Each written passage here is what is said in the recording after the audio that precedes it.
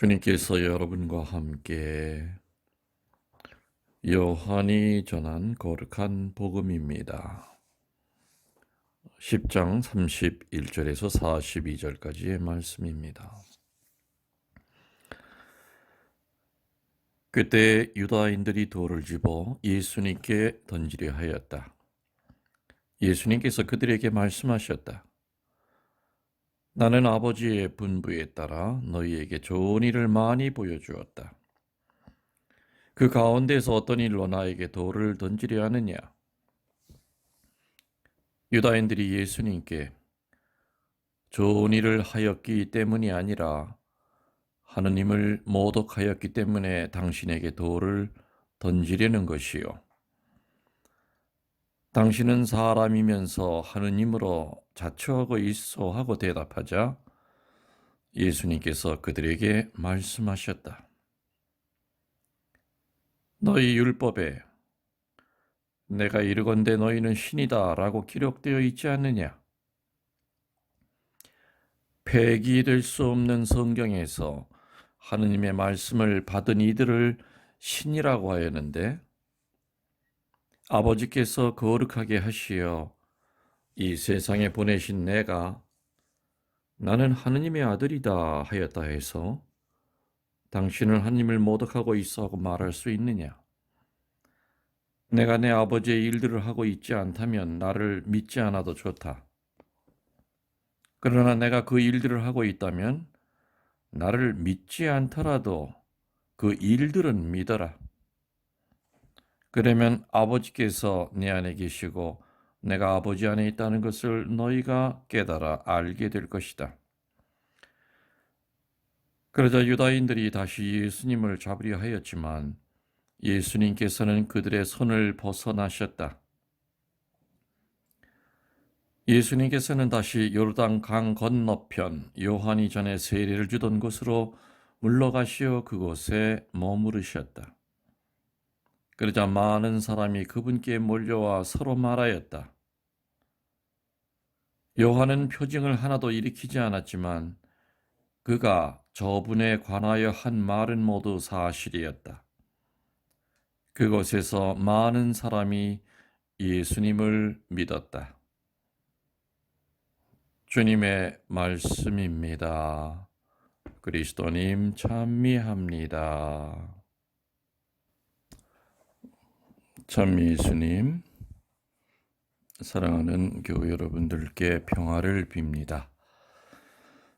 45주 금요일 미사를 봉헌하고 있습니다. 개별적으로 아니면 사무실을 통해서 저에게 미사를 봉헌하시는 분들이 있습니다. 그래서 이 자리를 빌어서 그분들이 원하시는 날짜가 있다면 날짜에 미사를 드려드리고 있고요. 또 신부님이 편한 시간에 드려주십시오 하면은 제가 편하게 드리고 있습니다. 그러니까는 안심하시고 또 며칠 날 미사 봉헌하겠다고 이렇게 했으면 좋겠다고 얘기하신 분들은 그날 시간은 정확히 제가 얘기해 드릴 수 없지만은 아무튼 그날 미사가 봉헌이 되고 있다는 거 아시면 되겠습니다.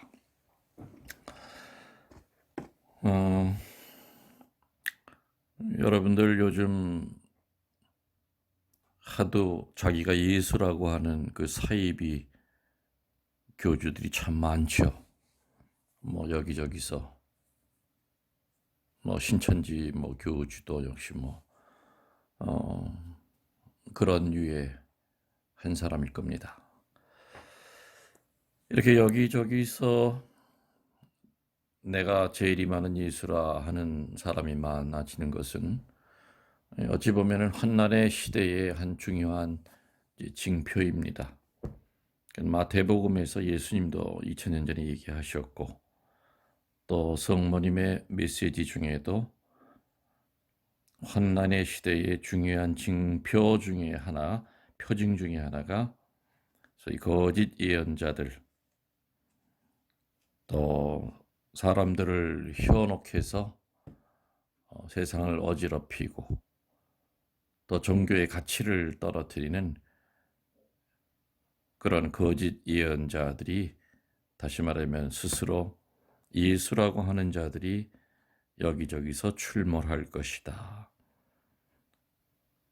그리고 분별력이 없는 사람들은 기복적으로 그들을 따라갈 것이다 하는 그런 메시지가 있습니다. 이렇게 워낙에 자기가 스스로 예수라고 하는 사람들이 많다 보니까 한편으로는 어떤 걱정이 되냐면은, 만일에 말입니다, 정말로 예수님이 지금 시대에 짠 하고 정말 나타나셨다면은 과연 그분을 알아볼 수 있을까? 그냥 사이비 교주 하나가 더 나타났다 하는 정도로 정말로 예수님을 못 알아보면 어떡할까 하는 그런 불안한 마음도 좀 듭니다. 오늘 복음을 보면은 난리가 났습니다. 예수님 죽이려고 돌을 집어 던지려고 하고, 또 예수님은 어떻게 해서든지 한번 설득을 해보려고, 내가 너희에게 참 좋은 일 많이 보여주었는데 그 가운데 어떤 일 때문에 나한테 돌을 던지려 하느냐 하니까 뭐라 그럽니까? 좋은 일을 하였기 때문이 아니라 하느님을 모독하였기 때문에 돌로 치려고 하는 것이다. 다시 말하면 신성모독죄입니다. 어제 복음은 기억하십니까? 내 말을 듣는 사람은 영원히 죽지 않을 것이다 라는 그 말로서 시작이 돼서 스스로 무덤을 파셨죠. 마지막에는 아브라함이 태어나기 전부터 나는 있었다라는 그 말은 그야말로 아주 결정적인 신성모독죄입니다. 그 당시 그 사람들의 기준으로 보면은. 예수님이 어떻게 해서든지 아무튼 마지막까지 이들을 분별시키려고 무던히도 오늘 애를 쓰십니다. 그리고 하나하나 설명을 하시지만은 이미 영적으로 눈이 멀어 있는 이들은 그냥 사이비 교주에 지나지 않았을 겁니다. 하느님의 이름을 팔아먹는 그냥 마술하는 사람, 신통한 일을 이렇게 보일 뿐이지 그것이 정말로 하느님에게서 온 것이라고는 절대 믿어지지 않는 바로 그 사람. 예수님은 할 수 없이 피합니다. 자꾸만 잡으려 하고 또 돌을 던지려 하기 때문에 그들의 손을 벗어나 도망을 치십니다. 오늘 예수님은 이제는 정말로 내가 더 이상은 피할 데가 없다. 그리고 아무리 하느님의 나라를 설명해도 이미 여러는, 그리고 대세는 내가 죽을 수밖에 없고 신성모독죄의 큰 죄인으로 죽을 수밖에 없는, 어떻게 보면은 정치판의 희생이 되고 여론의 희생양이 될 수밖에 없다는 것을 깨달으십니다. 한마디로 당신의 죽음을 받아들여야 할 때가 가까웠음을 피부로 느끼십니다.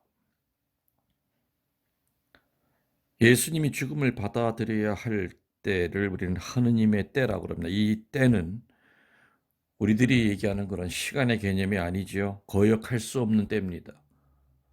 그리고 물러설 수 없는 때입니다. 더 이상 바꿔볼 수 없는 때입니다. 정해져 있는 때입니다. 그때가 바로 당신의 죽음을 받아들여야 할 그때라는 겁니다. 어떻게 보면은 거룩한 체념의 상태로 들어가십니다. 거룩한 체념.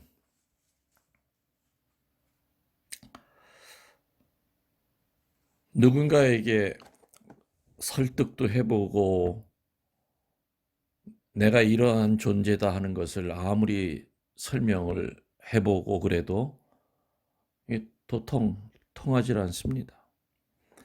그래서 예수님은 체념을 하십니다. 그런 다음에 어디로 가셨는가? 세례를 받으셨던 요르단 강으로 가십니다.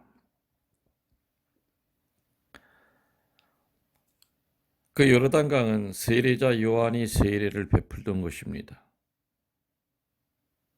예수님에게 세례 베풀었던 곳입니다. 그래서 이곳은 예수님에게는 정말 중요한 의미를 갖는 장소였습니다. 바로 거기서 세례 받으셨고요. 그때 성령이 비둘기 모양으로 내리심을 또 받으셨고, 또 성부로부터 어떤 말을 들으셨습니까? 이는 내 사랑하는 아들, 내 마음에 드는 아들이다라는 선언을 받으셨던 것이 바로 요르단강입니다. 한마디로 인간을 구원하시는 바로 첫 발을 딛는 공적 생활을 시작하신 것이었죠.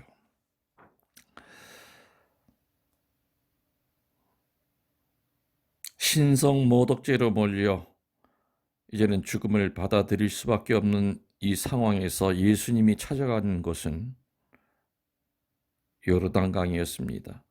세례받았던 바로 그곳이었습니다. 성부의 목소리를 들었고 성령이 비둘기 모양으로 그분 위에 내리심을 받던 곳이고, 여러분들은 삶에 어떤 문제가 닥쳤을 때 그거 해결하기 위해서 어디 찾아가십니까? 아마 사람들마다 다를 겁니다. 정말로 사면 초가의 상태에 빠졌을 때 멘토를 찾아가서 도움을 받는 사람도 있고, 아니면은 성경책을 읽으면서 분별을 찾으려고 하는 애쓰는 분도 있고,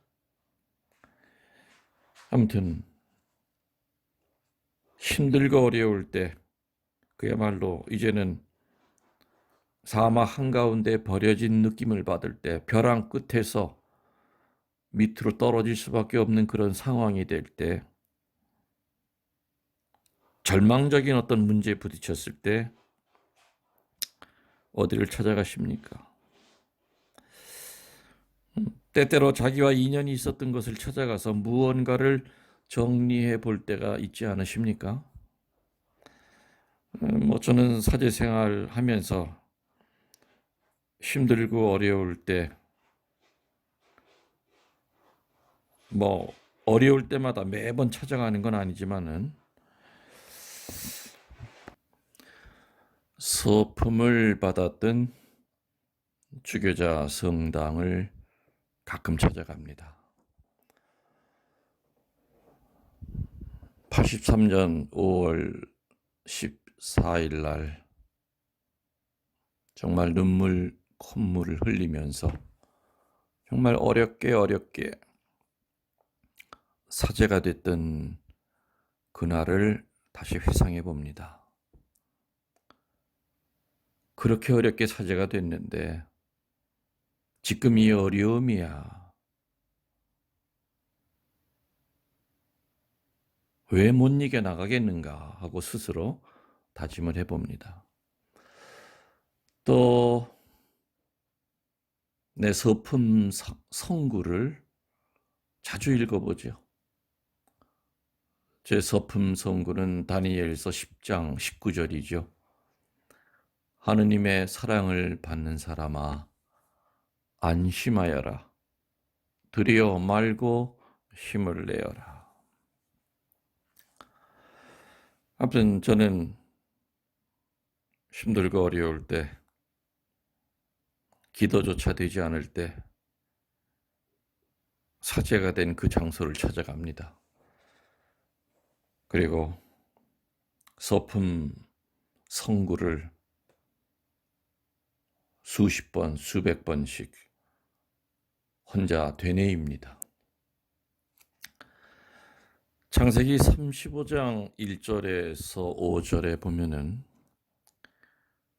야곱은 자기 삶의 길이 막히고 모든 일이 좋지 않은 방향으로 돌아갑니다.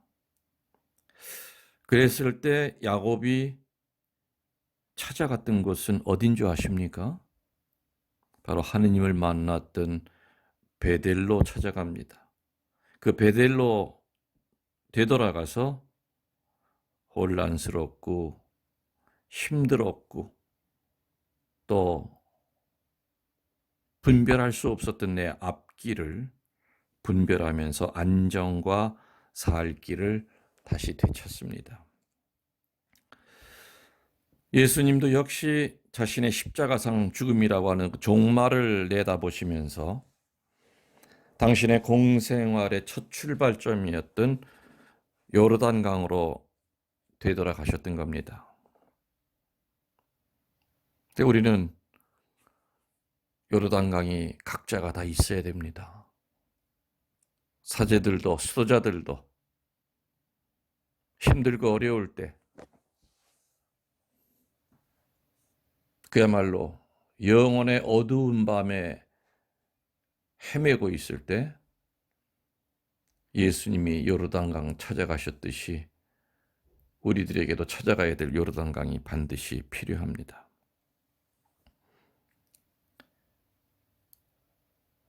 자신의 삶에 중대한 결단을 내려야 할 시기를 맞이했을 때 우리 신자들 어디에서 힘을 얻을 수 있겠습니까? 원론적인 얘기고 또 평범한 얘기일지 모르지만은 십자가 앞이 처음입니다. 두 번째는 성체 앞입니다. 세 번째는 성모님 앞입니다. 네 번째는 말씀 앞입니다. 다섯 번째는 자기의 양심 앞입니다. 십자가 앞, 성체 앞, 성모님 앞, 그리고 말씀 앞, 자기의 양심 앞에 우리는 찾아가야 됩니다. 삶 속에서 어려움과 힘듦을 만났을 때 그것을 대처하는 자세도 우리 신앙인들은 이방인들과 분명히 달라야 될 겁니다. 분노하고 자기 학대하고 우울증에 빠지고 환경을 원망할 것이 아니라 십자가 앞에 앉으십시오. 그리고 성체 앞에서 말을 먼저 하려고 하지 마시고 그냥 조용히 들으십시오. 성모님 앞에 앉아서 아름다운 로사리오 기도를 봉헌하십시오. 그리고 성경을 펼쳐놓고 읽고 그리고 쓰십시오. 그리고 하루에도 여러 번 내 양심을 통해서 내가 어둠 쪽으로 돌아서려 할 때마다 선의 길이 아니라 악의 길로 가려 할 때마다 내 양심을 통해서 말씀하시는 하느님의 목소리 앞에 겸손되이 서시기 바랍니다. 요즘 나오는 요한복음을 보면은 참 예수님이 정말 힘들게 사셨구나. 선행을 베풀고도 좋은 일을 그렇게 많이 하고도 많은 사람을 치유시키고도 결국에는 신성모독죄입니다. 신성모독죄는 사이비 교주들이 받아야 될 죄입니다. 아무것도 아닌 인간이 자기가 예수라고 하는 그러한 사이비 교주들이 받아야 될 죄가 신성모독죄죠. 예수님은 하느님이셨습니다. 하느님이 당신이 하느님이라고 하는데 그게 어찌 신성모독죄입니까? 참 억울하셨을 겁니다. 그래도 예수님은 끝까지 이성을 지키고 평정심을 유지합니다. 그리고 피합니다. 그리고 요르단강으로 찾아가셔서 다시 한번 마음을 정리하고 그 바로 죽음의 때를 받아들일 준비를 하십니다.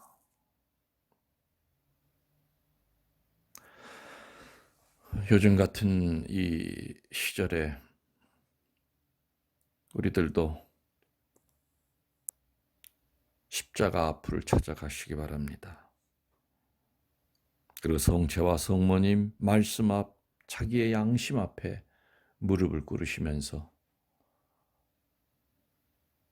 이 환난의 시대를 잘 극복할 수 있도록 주님께 도움을 청하시길 바랍니다. 여러분들 힘내시고, 그리고 또 어쩌면 이미 몇몇 교구는 미사를 무한정 연기했습니다.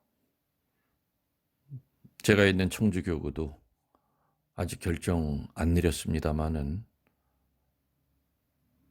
교황님께서도 얘기하셨듯이 한 배를 타고 있기 때문에 한국 천주교회가 분명히 한 모습을 보여야 된다고 생각이 됩니다.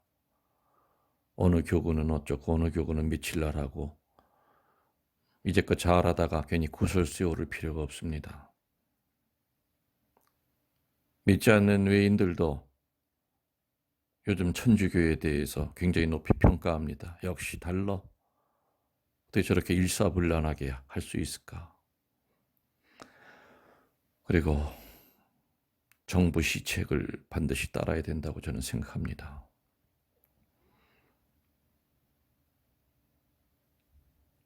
아직도 심각한 단계입니다. 여러분들 각자가 조심하시고 꼭 마스크 쓰시고 그리고 힘드시면 꼭 병원에 가서 검진하시고 부활절 미사가 없이 2020년은 이렇게 흘러갑니다. 슬프고 가슴 아픈 일이지만 늘 강조하지만 늘 부탁드리지만 이 어둠의 시기를 우리 모든 인류가 회개하면 하느님께서는 우리를 부활시켜 주실 거라는 것을 확실합니다. 그동안 우리 인류가 저지른 죄에 대한 저는 벌을 받고 있다고 생각합니다. 우리 모두가 회개합시다. 그리고 양심 성찰합시다. 여러분들 사랑합니다. 주님께서 여러분과 함께 전능하신 천주 성부와 성자와 성령께서는 이 강론을 듣는 모든 이들에게 축복을 내려주시고 평화를 주시고 치유의 은혜를 주시고 무엇보다도 분별의 은혜를 허락하소서. 우리 주 그리스도를 통하여 비나이다. 아멘.